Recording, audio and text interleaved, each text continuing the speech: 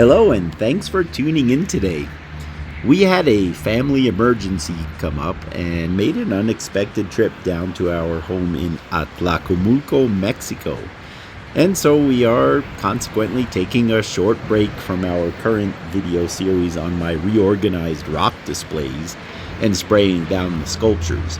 This means that as a special bonus, since you came along, you get to come with me and explore this huge Scoria mine that, as you can see here, dominates the skyline over this industrial city, which sits at almost 9,000 feet of elevation and is only an hour or so away from Mexico City.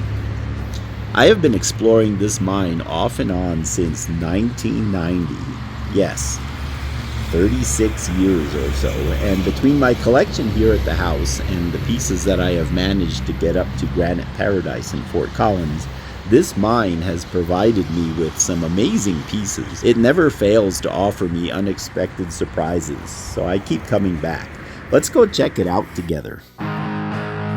Hello, my name is Chris, and I'm a rockaholic. Our neighborhood is located right next to the mine, and so it's real easy for us to go and take a look down over the edge from a few different vantage points and see if we can get an idea of what to expect from this time around. I am filming this in late July, in the middle of the rainy season here, and so everything is really lush.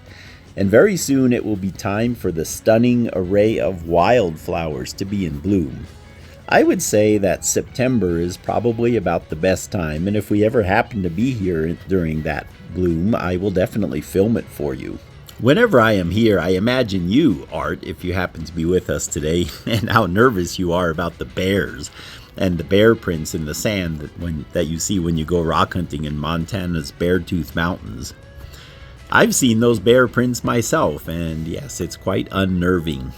Here, likewise, my adrenaline is quite high right now because, as you may know, the kidnapping and crime rates here in central Mexico are extremely high. Although I always have my doubts whether kidnappers hang out in this mine waiting for unsuspecting gringos walking around speaking in English, talking to their cell phones. Anyway, that's why for this part of the video I am doing voiceover instead of live narration. I don't want to attract any unwanted attention from those two-legged bears when I am near the neighborhoods which are right behind me. Down in the mine, I will narrate live for you. I do have two earlier videos about this mine which focus more on its geology and volcanic structure, and they are in the Mexico rock hounding playlist that I am attaching here at the end of the video for you. I'm excited to look down here and see if anything has changed since I made those two videos almost 3 years ago now. Now, the first thing I'm seeing is a huge amount of fill material that they have been bringing in. Each one of those little piles we're looking at here is a full dump truck load, and is likely a large amount of urbanite, which is a nice way of saying asphalt and concrete waste. But I am also seeing quite a mix of rock piles of different shades, likely originating from highway and road projects. What a cool opportunity for maybe finding some interesting new volcanic rocks from different places in the area. The mine ceased operations, maybe 10 or 15 years ago or so. And in recent visits, I did notice a lot of trash, which was likely dumped over the edge from the surrounding neighborhoods. But what I'm seeing today is exciting. I think they're purposely dumping some really cool treasures for us urban rock hounds. I remember in Colorado, the Cache La Poudre Canyon, there are a few such piles of boulders and rocks that the highway department routinely adds to, likely originating from local roadwork or rock slides onto the highway. If this is anything like that, we could easily spend a week down there. Now that mining operations have ceased, it has really greened up a lot. It's one of the first things I noticed looking around in here. I would imagine that the only reason it hasn't greened up much faster is that there is no soil at all, just glassy, very porous volcanic scoria. Otherwise, it would probably be a dense forest by now with as much rainfall as this area receives. When I would be walking down along this stretch back in the 90s, I would have to step aside, easily 3 or 4 times to let the dump trucks pass on their way in and out. And the whole place was freshly exposed treasure troves of interesting foamy and frothy volcanic cinders, sparkly in the sun, very glassy, some of them. A few of my pieces here at the house required that my brothers-in-law and I would come down with a wheelbarrow to bring them laboriously back to the house. I show those in more detail in those earlier videos I mentioned. We would also come here to collect both red and black scoria sand for our sand paintings, which are also featured in that playlist. Long story short is that a supposedly important person asked me to make 100 of these paintings after she had seen a few that I had made for her stores up in northern Mexico. So I got all excited and hired 3 of my brothers-in-law to help complete the order. And it was really a cool setup for such short notice. We had a little factory going here in the house. But one of them was really not much of an artist, and so he was always burdened with the task of coming down here for some more sand. He would bring a wheelbarrow and a screen, and he would have to fill the wheelbarrow and bring it back, as if we really needed so much red and black sand. I think they call that busy work nowadays. All right, I think I'm far enough away from where any people might hear me. I don't want to attract any of those 2-legged bears I was mentioning earlier. But these piles, as I said from up above, really make me curious because it seems like an assortment of fill material has been dumped here. Of course, I see a lot of concrete. And urbanite's always been interesting to me. And Mexico, of course, is the capital of urbanite. But what I'm most interested in, sorry about that, is finding unique volcanic rocks, because it looks like an abundance of them are dumped here as well. Like just looking in this pile here, looks like mostly cement. But see, like little treasures like this. So this is a different mix of cement. They probably used cantera, pink cantera for the sand. Interesting. Anyway, let's see what we can find around here. That looks like asphalt. Yeah, that's definitely asphalt. Yeah, so as I've said in the earlier videos, 30 years ago, this was an active mine, and so this is where I got all my beautiful volcanic bombs and things like that. We may still find some of that, but they're slowly filling it in. See, here's some nice basalt of some kind. Yeah, you just never know what might turn up. I imagine this is kind of like the highway department dump site, wherever they make roads or have to remove rock. What's interesting about this is how it's shattered in shards. So again, it's a basalt, but it has an interesting fracture pattern. You can see where the weathering came in.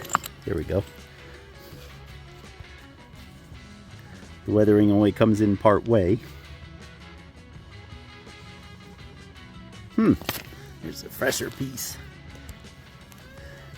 I mean, obviously nothing I'm going to take home or anything, but I like urban rock hunts. I just like to see what gets dug up here and there. Every one of these piles is a dump truck load, to give you an idea of perspective. So for all those years, they hauled out dump truck loads, and now they're hauling dump truck loads back in.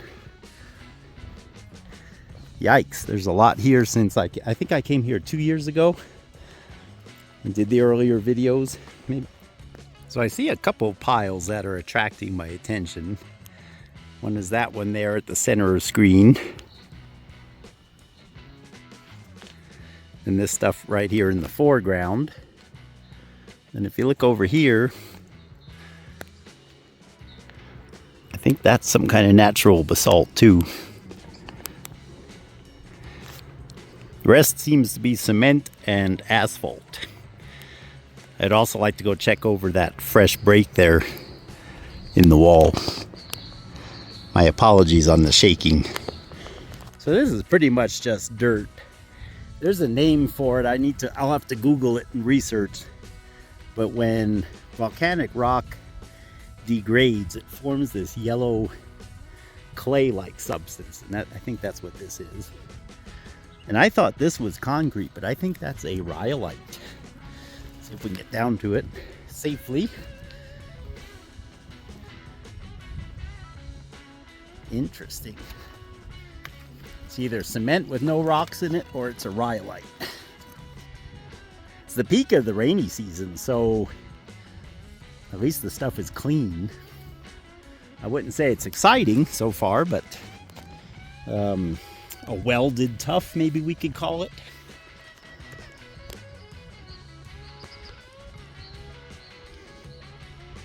Little black crystals in it. Okay, so that's interesting. When I looked from above, let's see if I can turn around without falling. I think we were up by where those trees were at the beginning of the video, and I looked down.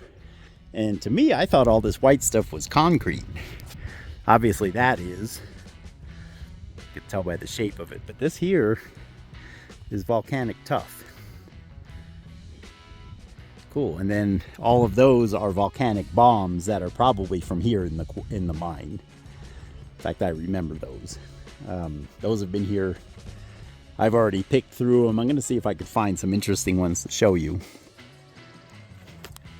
All right, I may have to reconsider this. So look at these pieces here. I've never seen somebody mix concrete with no gravel in it because it's so expensive. They always put gravel to give it strength and to take up space. But look at this, where it was against round river rocks. So that's kind of a mystery. Here's one with the rocks still in it, and they're rounded cobbles, which don't exist around here. So, but I mean, it really looks like concrete, or it could just be an interesting layer at the base of the deposit of the volcanic ash that I was talking about. So if I had more time, I would investigate further. So this is a mystery pile. This is what I like about this kind of a hunt. In an urban environment, you never know what you'll find. But see, here's one of the river cobbles that popped out. It's just a round basalt river cobble. They sell those for like $3 or $4 each, just up at my neighbor's store. I'll put a link to his store video at the end here, because you'll find it interesting. He sells all the stone artisan stuff and blocks and fountains, but he sells these river cobbles pretty expensive. That's a nice one. I'm kind of surprised. These piles must be either really picked over, or I had good luck 30 years ago, because I'm not finding anything really noteworthy. This one has some nice flow patterns to it. You can see it's just a porous basalt. We would call it Scoria, I suppose, in the United States. Here it's called Tezontle. Here's another piece that's got a little bit of flow pattern to it. Yeah, that's not too bad. Nothing I would take home. I will show you the pieces that I did take home, though. Here are the smaller pieces that are in my collection up in Fort Collins at Granite Paradise. But what's most common are these breccias, and they're kind of covered with lichens. Again, these have been here for quite a few years. Anyway, I'm going to see if I can get to a few more newer piles before the rain starts. Okay, I did solve the mystery of what I thought was maybe volcanic tuff. It is cement. And I've seen roads like this around here. So I think this is an old roadway. But here you can See, they inlaid it with the river rocks, and it's definitely cement. So at least the mystery has been solved. Yeah, I might have to tell my neighbor if he wants to not drive 6 hours to a place where he can get river cobbles, because these are the exact kind he sells in his store. This is funny. Very interesting discovery here. Let's see, they're all popping out of the cement. They're just basalt. They're nothing pretty. But in this part of Mexico, river cobbles are kind of hard to come by. It's all volcanic in this area. And just places where you can go scoop up river rocks aren't that abundant. I don't know if you can hear the thunder behind me, but I better make haste. This is a nice boulder of the typical ignimbrite, I guess we would call it. Just imagine a lava fountain. Maybe tephra. It's pretty solid rock. I mean, these are big chunks that they couldn't bust up, and that's why they got left here. But almost a basalt breccia.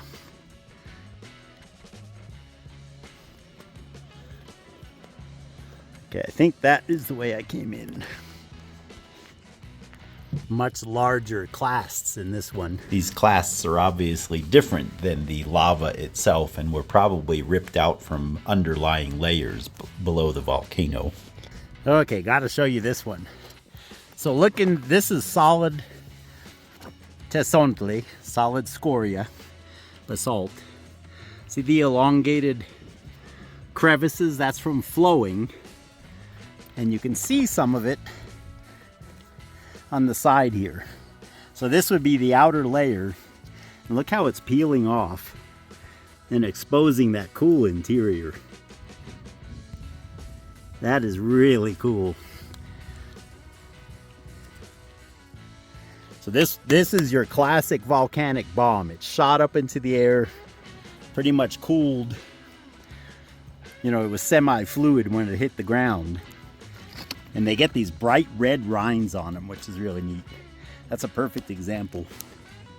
Of course, it's while I'm hunched over taking these close-up photos that I hear footsteps approaching from behind me and was quite alarmed.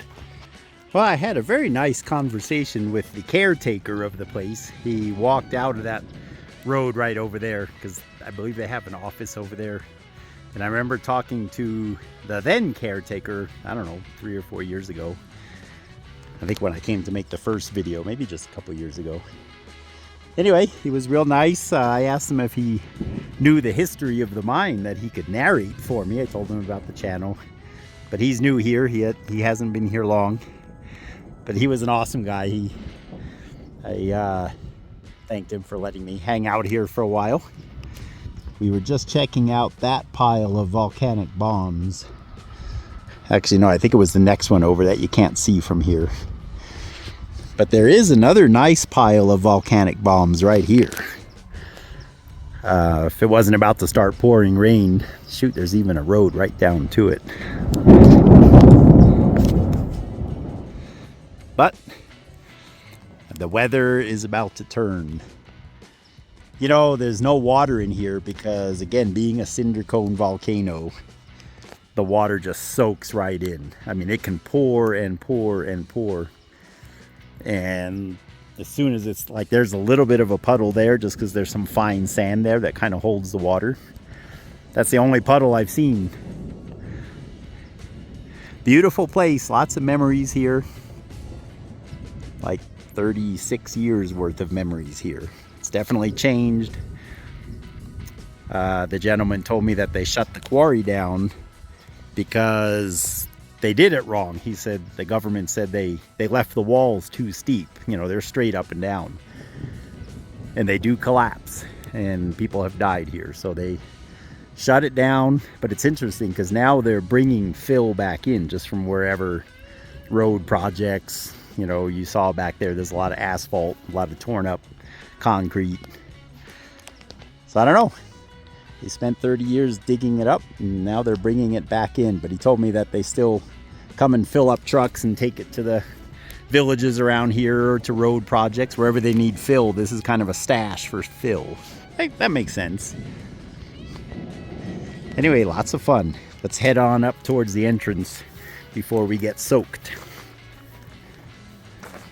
I did not get to the place where the wall had collapsed, that beautiful black. But there's always a next time. That's what's good about these huge places. You can always come back. I love how the green is taking over.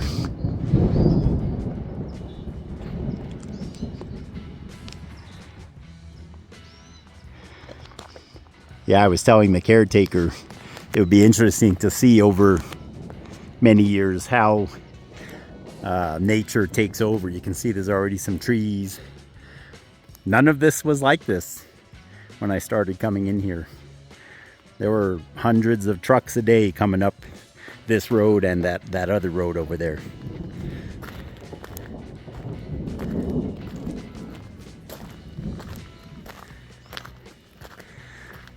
La mina de Tezontle, or el banco de Tezontle, is what they call it here. The wildflower season here is just starting. And these are probably, we call them cosmos in the United States. They grow everywhere here. This one's already in bloom. If you come toward the end of August, September, October, just everything is pink with that color. All right, nice time in the mine today. Well, although I'm a little bit sad that our visit was cut short down in the mine, and I was barely able to scratch the surface of those several dozen piles of unique materials that we were able to see from above because of the approaching storm. But that just means there's plenty to see in a future video or in future videos. So if the Lord grants us such an opportunity, we'll definitely visit again. Like I said at the beginning of the video, I can never not find interesting things every time I come into that mine. And this is beautiful Atlacomulco in the Mexican state of Mexico. I hope you've enjoyed the video today. Again, be sure to check out the playlist and the attached videos. God bless you guys.